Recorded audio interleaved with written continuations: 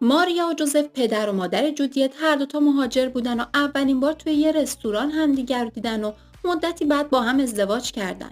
ماریا وقتی که جودیت 5 سالش بود اونو برای بازیگر شدن آماده کرد و اینقدر با آژانس‌های بازیگری سر میزد که بالاخره موفق شد جودیت کوچولو رو توی همون سن کم به موفقیت برسونه.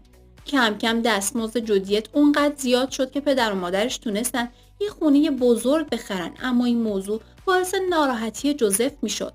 جوزف که یه مرد الکلی و خشن بود به موفقیت دخترش حسادت میکرد و مدام جودیت و ماریا رو تهدید میکرد و اینقدر آزارشون میداد که جودیت تو همون سن کم دچار کلی بیماری و استرس و اضطراب شده بود.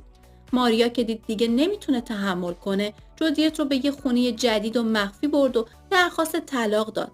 اما جوزف اونا رو پیدا کرد و اول اونا رو به قتل رسوند و بعدش خودکشی کرد. فیلمای جودیت رو دیدین؟